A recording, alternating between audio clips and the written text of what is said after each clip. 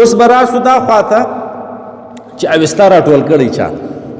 اوستا خو کتابو د زرتشت د زمانې هغه ولیکلی په دا سیمه کې لیکل سوی دی چې اوس افغانستان ورته وایي په دې سیمه کې خور سوی دی چې اوس افغانستان ورته وایي زمانه بیا داسې راځي چې د ایران لخوا څخه د اخامنشیانو د ساسانیانو باچیانې راځي اخامنشیان راولاړېږي د افغانستان له باچیانو سره جنګ کوي در سره کتابونه لیکي چې دا جنګ 7 کاله غځېږي بیا دوی لیکي چې اوستا یو زوړ شکل دی پخوانی چې په باختر کې لیکل سوی دی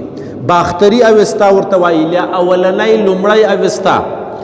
یو شکل یو بیا نوی اوستا نوی اوستا کې ما تاسو ته وویل چې نوی رنګ یې 2 برخې سوی زوړ رنګ یې 1 برخه پاتې نو کتاب زله 3 ځایه سو 3 برخې سوی یعنی د اصلي شکل چې پخوانی لیکل سوی و د هغه صرف 1 برخه پاتې سو دا 2 تشریحاتي او نوي لاسوهنې دي چې بیا وروسته چا پکې کړي دي نو گشتاسب باچا دی په باختر کې وای دغه د نوي دین د خورولو یا د پراخولو حکم سي کړی وي نو دا دور ته ویلو چې دا ټول قوانین د غوایه په پوسټونو باندې ولیکي د سترو زرو پر اوبو یعنی د سترو زرو اوبه در واخی د غوایه پوسټونه راواخی دا ولیکي اوس نو ځینې خلک دي دا سیات سوي دي دا پلینوس دی که څه بلا دی دا رنګه هریم پوس دا 2 سړیان دي دا خلق وای د اولنی اوستا د شیرونو تعداد 2 میلیون وای 2 میلیون څخه مراد 6 لک شیرونه پکې راغلي دونی ډیر شاب دا وای د 2000 غوایو پر پوسټونو لیکل سوی آسان معنا زموږ په اصطلاح 2000 پوسټونه د غویو راړل پر دا کتاب ولیکي اوس چور پروای چې غوایه پوسټونه 2000 دي نو پر هر پوسټ به 100 شعر او 100 سرود لیکل سوي یا به د دوی د هغې زمانې 100 خبرې راغلي نو دا 2 میلیونه ته په خپله رسېږي که چیرې موږ دا مبالغه وګڼو چې 2000 پوسټونه هسې اوس خبرې دي هوایي خبرې دي دا نه منل کېږي نو دا د دغه اوستا یوه زړه نسخه چې پیدا سوې ده پرته ده هغه خو ته د غوایه په پوسټونو باندې لیکل سوی اوس هم موجوده ده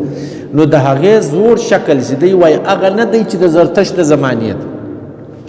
بلکې د دغه گشتاسب د زمانې ده چې دی دا دین قبلوي بیا خلک راټولوي چې دا ولې کاستی وایي دا اولنی شکل ګسه نه دی دا لاسمهنه ده دا وروسته تشریحات دي وړاندې سوي دي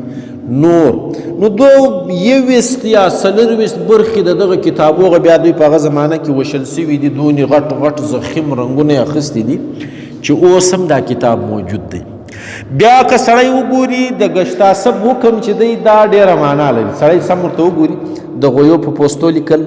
بیا په هغه زمانه کې د گشتاسب زمانه ده چې هغه لږ وخت یې سوی دی 3.5 کاله سوي بیا د اخامنشیانو د ساسانیانو په لاس باندې د افغانستان سیمه په هغه زمانه کې یعنی باختر د دغه باچیان ډېر له جنګونو سره مخامخ سوي دي 7 کاله یې داسې ټکرې خوړلي دي چې د دا سیمې خلک د دا سیمې تمدن د دا سیمې کتابونه او آثار دا خواره واره سوي دي په اردو کې وایي تیتو پرک یعنی سره پاشل سوي دي یو شی په خپل حالت کې نه دی پاته سوی اوس نو چې شی د نه دی پاته سوی دا تر نمی پیړۍ تر میلاد لمخه یعنی لننه څخه 900 کاله پورې دا دغه رنګ روان دی د اسکندر تر زمانې 300 کاله مخکې یعنی 600 کاله داسې ګډوډ حالات پاته سوي دي چې د دغه کتاب اصلي شکل څه لګار سوی دي جنګونو وهلی دي مخالفینو وهلی دي چا ټول کړی دي چا له ځانه سره وړی دي چا سزلی دي چا تر خاورو لاندې کړی دي او څوک سره جاهل دی په دا پوهېږي نه چې دا دونې قیمتي شی دي بس له لاپروایۍ څخه تاوان ته رسولی د اوستا دغه شکل هم شته اوس نو بیا ځینې کسان داسې یادېږي په هغه زمانه کې چې دوی دا مذهبي کتاب د ځان کړی دي اوس یې واوراستئ چې کله دا دین هلته ورسېږي اوله وار نو یو سړی دی په هغه زمانه کې نیرو یا نرو نومیږي د روم د امپراتور معاصر وي په لومړۍ مسیحي پیړۍ کې په 2مه نیمایي کې دا د سلطنت او باچایي کوله په دې زمانه کې د 2 ورونو د 2 ګردو د زرتشتي مذهب پیرویان ول نو دوی وایي دوی په خپله په دا باندې ولاړو د اوستا د کتاب د جمع کولو کې لومړی اقدام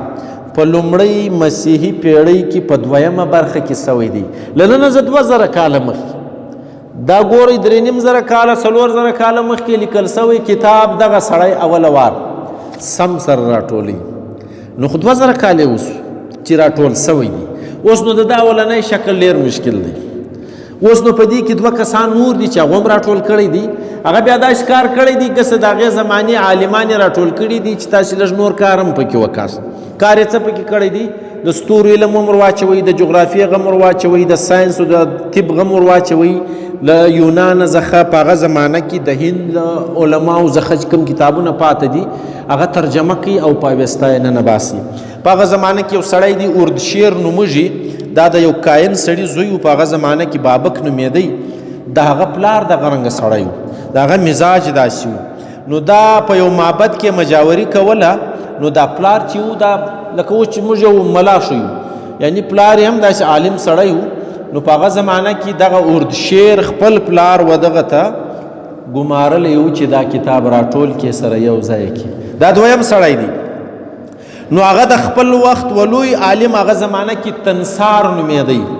اردشیر و تنسار ته وویل چې دا کتاب راجمع دا د دوی د زمانې لوی عالم یادیږي چې دا راجمع کا او سر راټول یې کا او هر څه چې دي دا په یوه کتاب کې مرتب کا سر راجمع بیا دغه اردشیر زوی دریم سړی دی شاپور نومېږي چې اولنی شاپور ویل کیږي دا په هغه زمانه کې دریم سړی دی چې دا د اوستا کتاب د خپل پلار او نیکه رنګه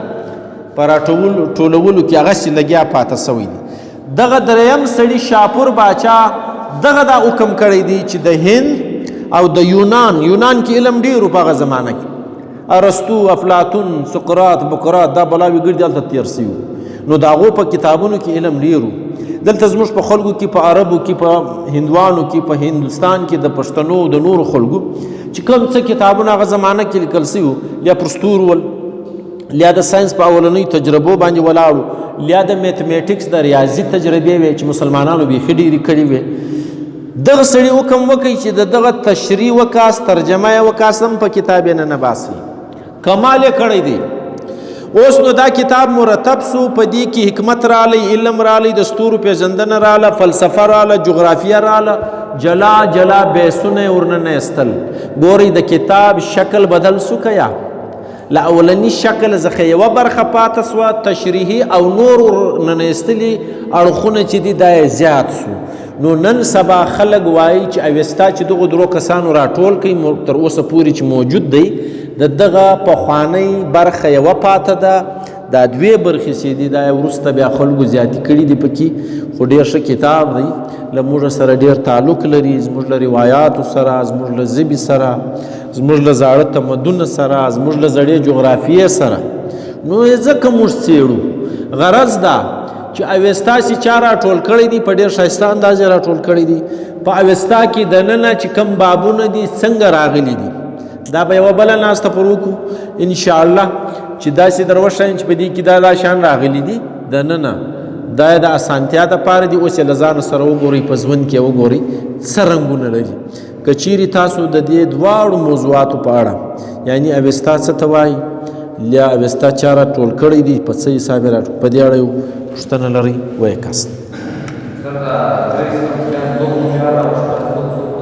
څوک یو اردشیر وی یو نیرو وی یو شاپور وی بل ځینې خلک وایي هر سړی نه وایي ځینې وایي دعا ځینې وایي لمونځ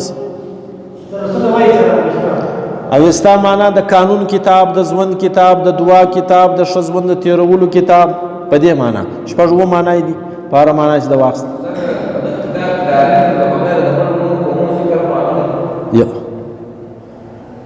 نو دا سیمه د دغو ده دا سیمه د دغو ده بس د دغو په ژوند غږېدلی بل ځای اخلي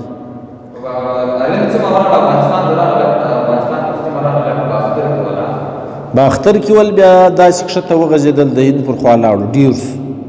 یعنې موږ یو دغه شی نه دی ویلی چې آرین څنګه زله خواره سو یعنې دا جلا موضوع دی چې آرین زله پراخ څنګه سو کړي څنګه وکړي لکه مزه چیرې چیرې ولاړو لږ لږ اشارې مو کړي دي چې د هندوکش شمال او جنوب ته خدای سره وغځېدل خو دا وغځېدل سله باقاعده زموږ پر دې ناسته نه در سوي نو ښایي زه به جلا ناسته پر وکړم چې آرین زه له خواره څنګه سو پر کمه خوا ولاړو او ستا کتاب د زرتشت دی زرتشت یو سړی دی زرتشترای ورته ویلي دا د دوی پیشوا دی مذهبي د دغه دین ډیرو خلکو قبول کړی دی چې کله د دغه دربار ته ورسیږي د گشتاسب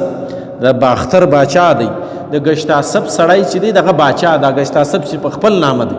دا تر دغه ورځې پورې په دغه مذهب نه دی چې کله د زرتشت کتاب او مذهب ورسیږي دی هم په دغه مذهب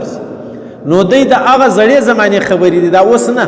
دا 4000 کاله مخکې خبرې دی دا حکم وکړي چې دا کتاب راټول کاست بیا جنګونه وشي له خامنشیانو له ساسانیانو سره دا د ایران خلک باچان اگر راځي دلته جنګ کوي واته کاله نه کاله ډېر بد جنګونه کیږي په دغه اړ دوړ کې د کتابونو خلو ورک سي لایبرریان لوټ سي بیا دغه کتاب دا یو شکل پاتې سوی د چا سره لیکلی چا سره نه لیکلی بیا په دغه زمانہ کې چې دوی دوري وړی دی د ایران پر خوا باندې دغه خلک نو ځینې خلک وایي چې دا یوه خوا چې محفوظه ده دا دوی هغه زمانه کې یونان خواته لږلی و بالا یې لږلی و یو کتاب یې دورې لږلی و چې نو نن محفوظه ده او دا وروسته چې دلته په زموږ په سیمه کې بیا مرتب سو دا درې باچان نومان چې ما در واخیستل لکه نیرو لکه شاپور لکه د هغه پلار اردشیر دغه چې مرتب کړی دی دا تشریحي رنګونه دي دا هغه اوریجنل نه دی دا بیا لږ ناوخته مرتب سوي دي 1500 کاله پس بیا مرتب سو ډیر لاس ور سوي دي لږ نه 1/3 اوریجنل دی 2 سي دي هغه لاس وهني دي اوریجنل دا پروت دی او کوم خواته پروت دی د یورپ په خوا کې هغه وسم وای اوریجنل دی اکثره اوریجنل رائټر نه دی نو لکه رګویت سي دی لکه د رګویت سي رائټر نه دی معلوم بیلابیل خلکو سرودونه سره جمع کړي دي دا کولیکټیو خلکو د دغه انداز داسې وو نو تشریح یې چا کول هغه زرتشت نومې دی یعنی زرتشت خلک راغوښتل چې دا ژوند دی دا طریقه ده دا کتاب دی دا ژوند کواس دی بیا چې به د پیروکاران سول پر زرتشت باندې ما جلا ناسته کړې ده زما پر چینل یې واورئ زرتشت څوک و یا د زرتشت بایوګرافي ولیکئ زما واوراستئ ما ګرد درښوولی دی نو چې کوم خلک د ده ملګري وو هغه خو ملګري کتاب یې راټولاوی چې کوم د ده مخالفین وو هغو دته تاوانونه رسول له بېلابېلو ذریعو څخه نو دغه موجد یا خاص لیکوال نه دی معلوم چې دغه سړي لیکلی دی راټولونکي څه معلوم دی بله پوښتنه تشریح یې ده کوم زن زړه زبده چې اوستا رنګ یې دی زن ورته وایي هو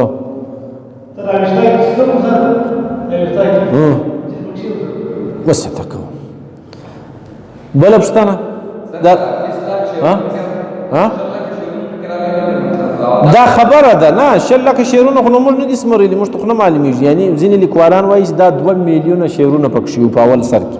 بیا چې تلف سوی دي خراب سوی دي بدل سوی دي نو شایي لږ سوي یا ډېر سوي سرمونو باندې راټول سوی دی لیکل سوی خو د خلکو په خولو کې وایي لکه زموږ نکلونه چې ولیکل سوی نو پر پوسټو باندې ولیکل سوی 12,000 د غوایه پوسټونه عام پوسټ غوایه پوسټ خو نو ډېر غټ وي نو بیا څونې پکې لیکلی دغه شی یاد لرئ بله پوښتنه خو به نه وي